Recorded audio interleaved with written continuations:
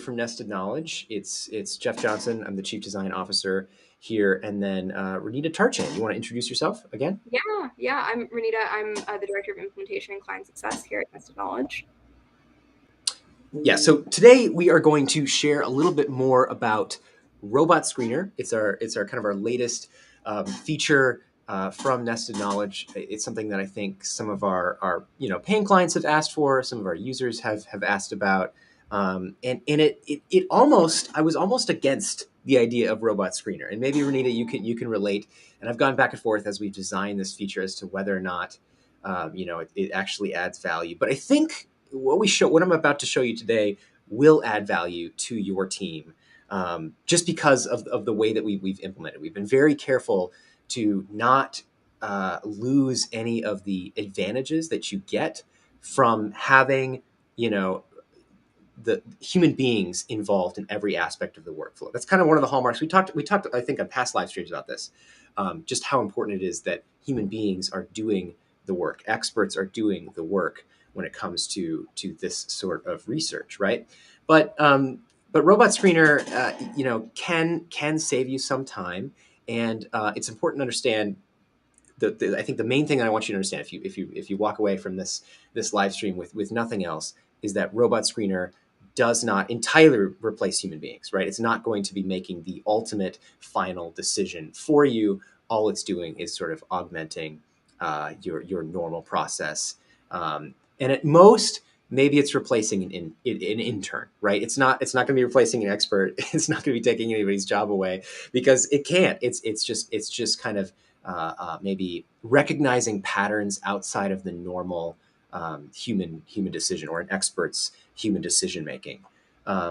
So yeah, without further ado, maybe I'll just share my screen and kind of walk through some of these things, because whatever you think Robot Screener is, or isn't, I'm hoping that this live stream kind of clarifies a few things for you. So first of all, it's not going to entirely replace a human being for your screening process. In other words, a human being is always going to have to touch every aspect of or each record, rather, right, as they move through your screening nest. So first of all, in order to make this feature work, or even see this feature, your nest has to be in dual screening mode, right? So right off the bat, you know that there's going to be two screening decisions made for each record.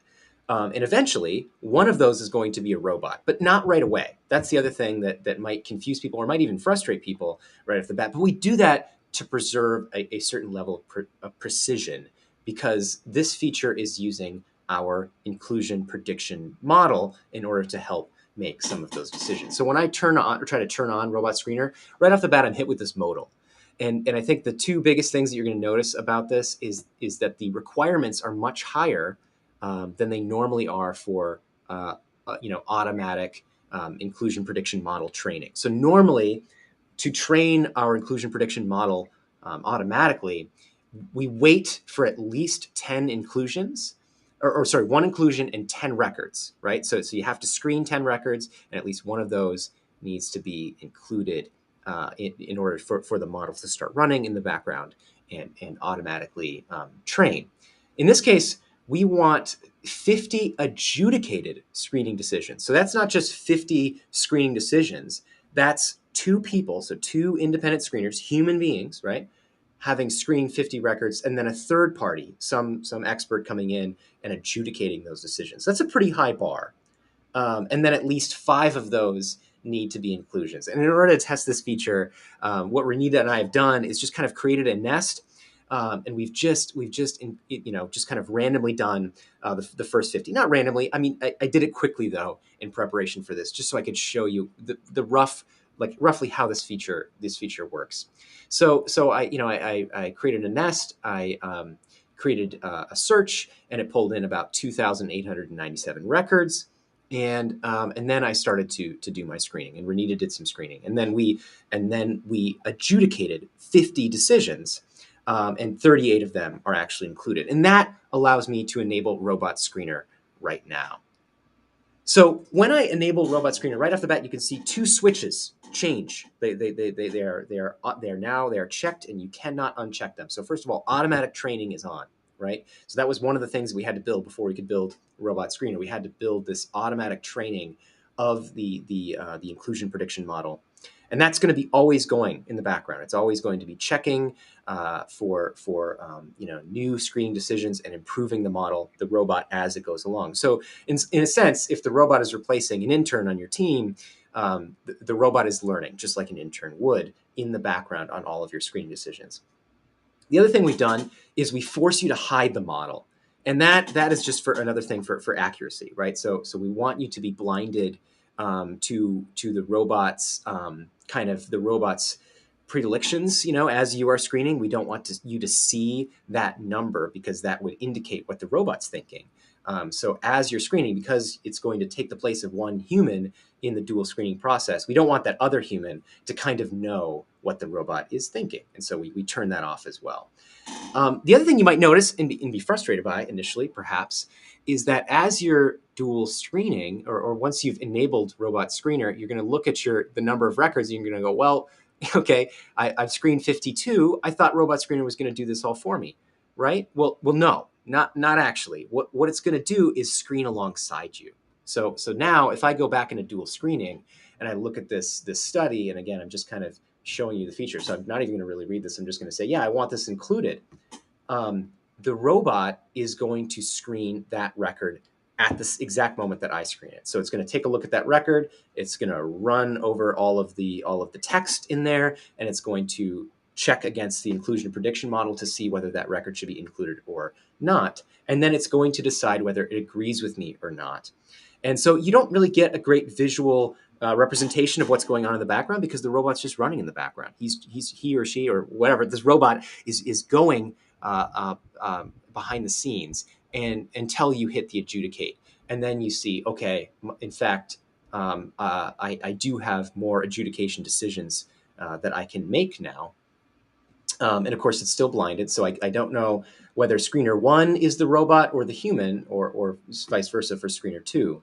All I know is that these two agree, right? So the robot and the human both agree that this particular record should be included in the nest, right? So is it better? And this is maybe where Renita, I want to get you involved in the conversation, right? Does this help the average team out there? When is this feature useful to you? My hunch right off the bat is that it is still better than single screening, right? Because it's essentially single screening. All you do in single screening is you have one human do a single pass over all of the records in the nest, and that person has to decide whether it's in or out, included or excluded. At least in this case, you get an additional signal. You know whether a robot agrees with you or not. And if you find a disagreement and the robot, finds a disagreement, it might help you to at least know that you need to take a second glance at that record because maybe the human slipped up. Maybe the human just kind of accidentally hit the include button without really thinking, or that human went up to make a cup of coffee and came back and forgot what they were doing and made the wrong decision for that particular record. And that, I think, the ability to get a second opinion or just at least points you in the right direction, makes you think a little bit harder about the decision you originally made. But Renita, I'll throw it to you. What do you think? Is this going to be helpful to teams, and if so, how? What do you think?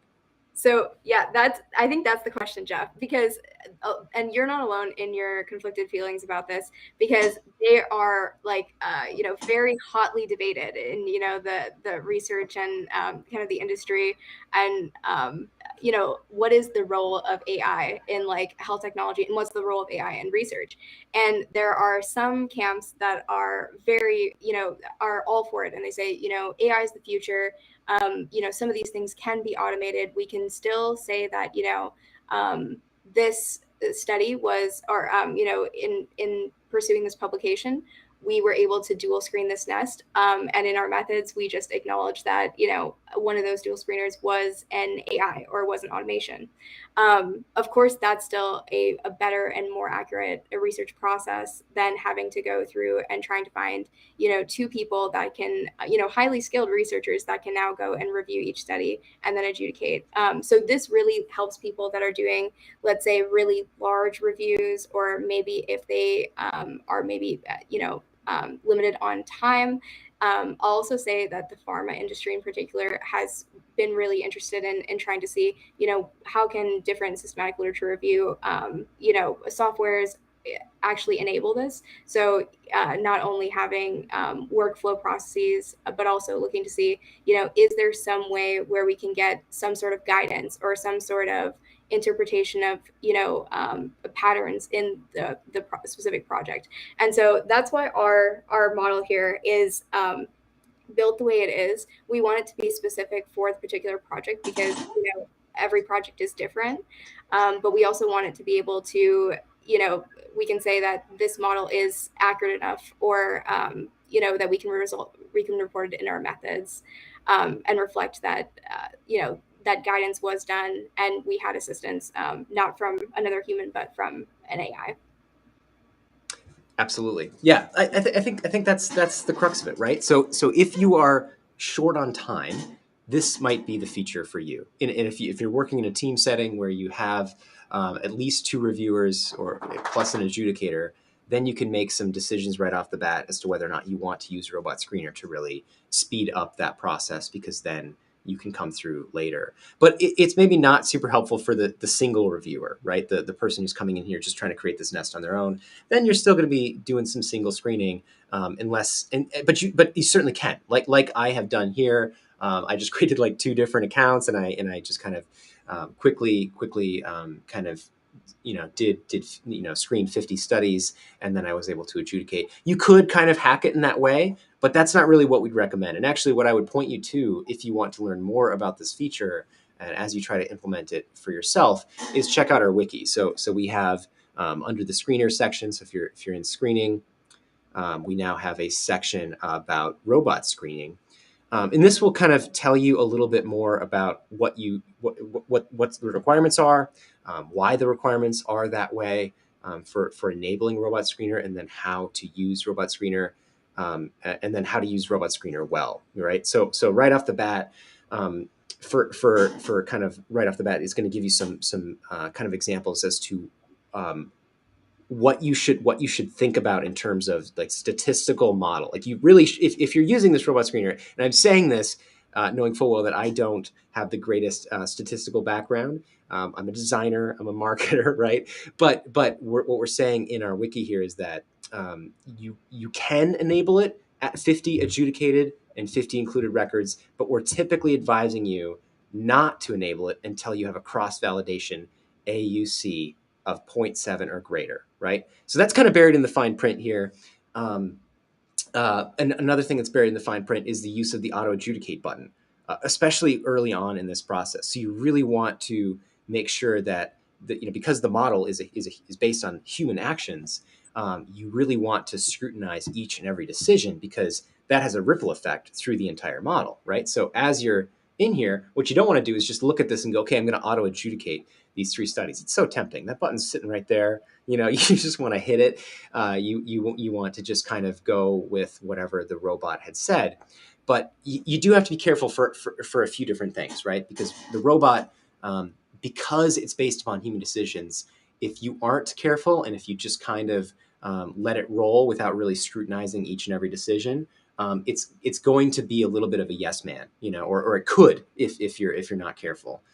So it's going to create that prediction model, and then it's going to look at your decisions. And if you just auto adjudicate everything, especially early on, and you don't really check its work, then you're gonna have a bad time. You might not end up with any additional gains in terms of accuracy.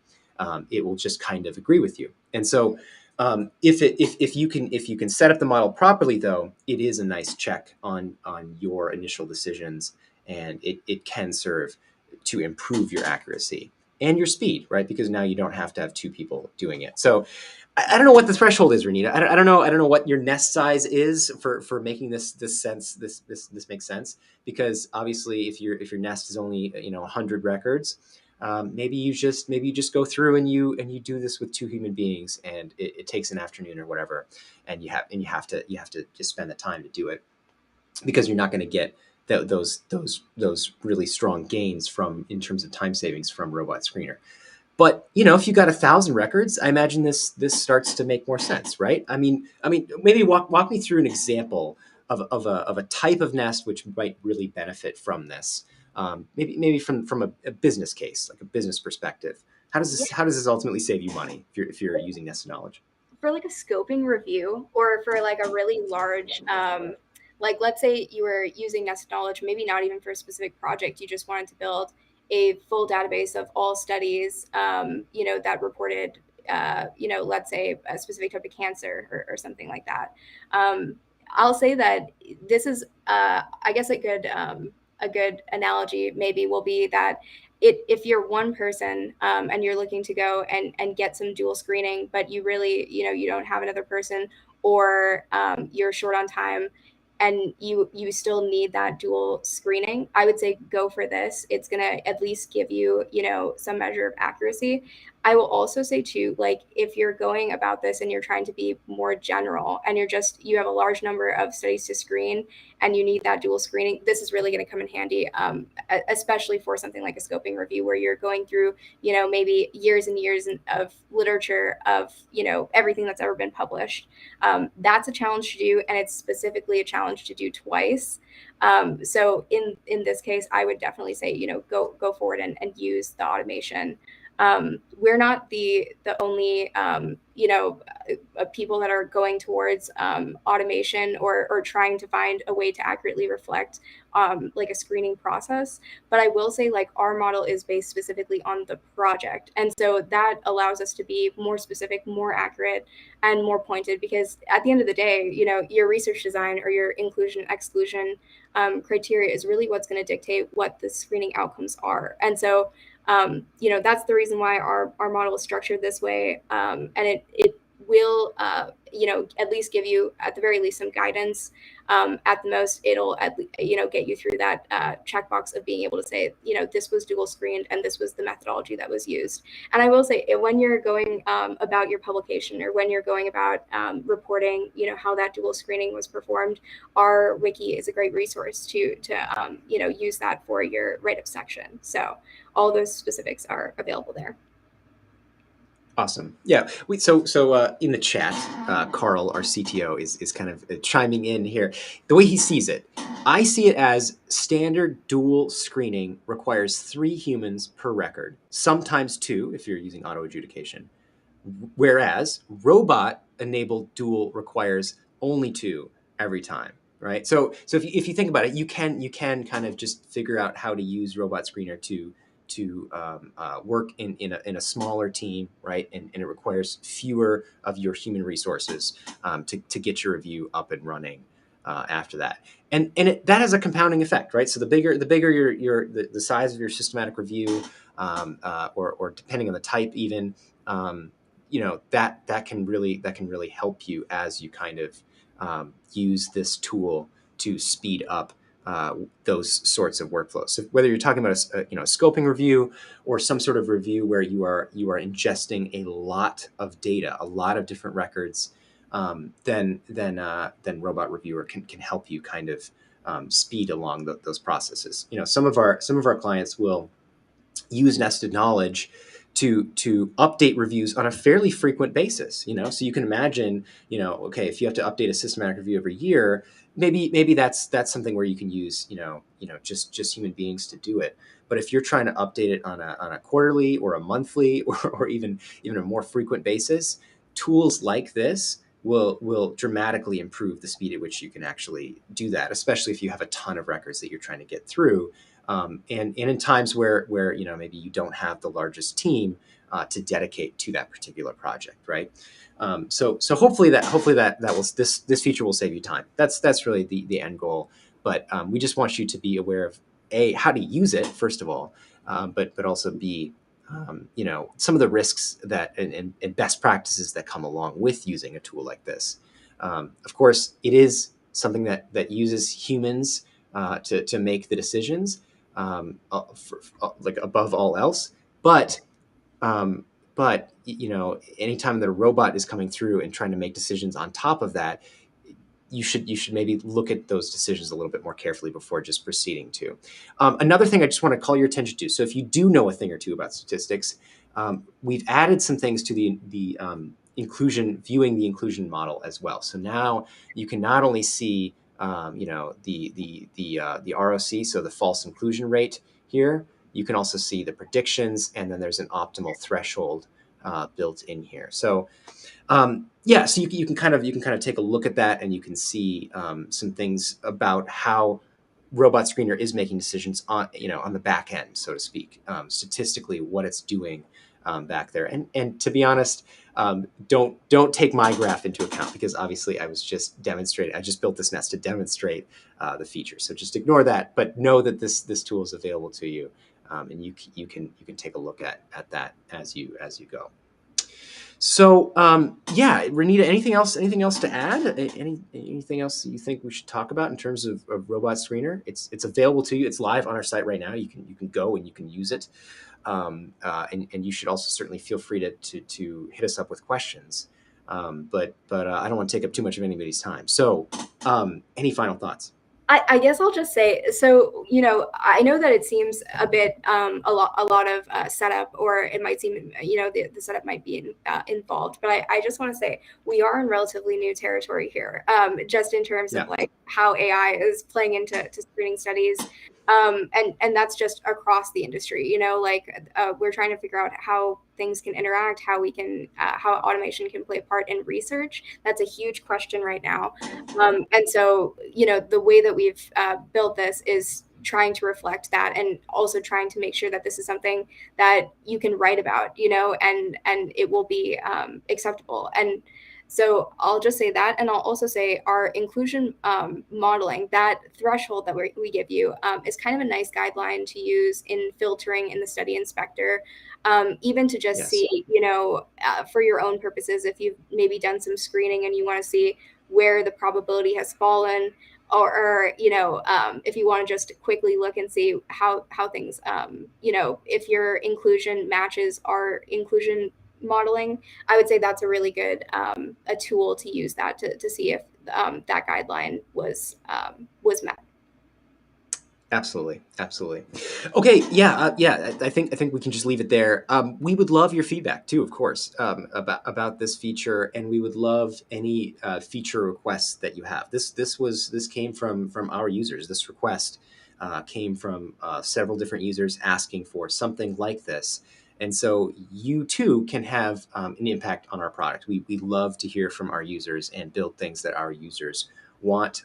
And especially when it's like this, when it's something that is leveraging kind of existing features that we already have. So we already had, inclusion prediction modeling. We already had dual screening. And so when we can marry the two together in a way that helps you, then that's always a good thing. That's always an easy feature. It's always an easy yes for us to say yes to, right? We can do that. The other thing that I want to plug right off the bat, and Carl's reminding me here to do this, is that we are also partnering with Scite.ai. So you can Google them, Scite.ai. They're a Brooklyn-based startup, and they're awesome. They are also leveraging machine learning and AI on their end to do some pretty cool things with citations. And so we are going to actually embed their visuals directly into our software, because they make it super easy to do so. And what that's going to do is it's going to give you some interesting statistics about how often the study that you're currently looking at. So this is relevant again to screening, right? Imagine you're screening a record, and you are looking to see how many times that record has been cited, how many of those citations are supporting, how many of those citations are contrasting, and it will even tell you things like, this particular record has been retracted, if that is the case. So that's coming very soon. We're working on integrating that feature probably by early next week. So very excited to show that off, and maybe we'll do another live stream on that one too. Though it really it's so intuitive to use. It's just going to be kind of embedded into screening, and you'll be able to see that. Maybe I can even show it off. I think I have a design for that floating around somewhere. But yeah, Renita, do you want to talk about the business case while I'm looking for that design, and then I can show people what it looks like? Yeah, sure. Citations. Why do we care, right? So this is really helpful too with our inclusion modeling. So this is like Carl had mentioned, the integration will be kind of utilizing that citation information, strengthening the recommendation. Another interesting thing that we've been thinking about is like bibliometric analyses and bibliometric mapping. So one of the things that somebody had recently asked us, a user, was, would it be possible to get information about, bibliometric analysis, or could I write a bibliometric analysis based on the citation information? So this integration from Scite is going to really help us with that kind of thing. So we'll be able to look at and see side by side, what is the citation information, and then what's the specific study, and collect that data accordingly. Right. So it's super simple. Like I said, they make it super easy. And we're just going to embed this right above sort of where our link outs are, because this is also a link out. So basically the way it's going to work is you'll have this little very unobtrusive badge, is what they call it, in the kind of the upper right corner above your abstract here. And then as you hover over it, it will show you some information about that. So the number of citing publications, supporting publications, the number of mentions it got, period, and then contrasting. And it does some pretty cool things in the back end to figure that out. And then if you click on it, it will take you out to the Scite website, where you can read more about that and actually see some of them in context. And so if you really want to dive into a particular record and understand, where that record fits within the rest of the literature, and to see those conversations between studies, I think Scite's going to be a really cool tool, and it's going to help with that quite a bit. So, I think that's a very cool collaboration. It's really easy to do. I really like working with the guys over there at Scite, looking forward to rolling that out later this week. So, I think we can call it there, Renita. What do you think? Yeah, that sounds good to me, Jeff. Yeah, really exciting things coming up, and looking forward to the next one. All right, sounds good.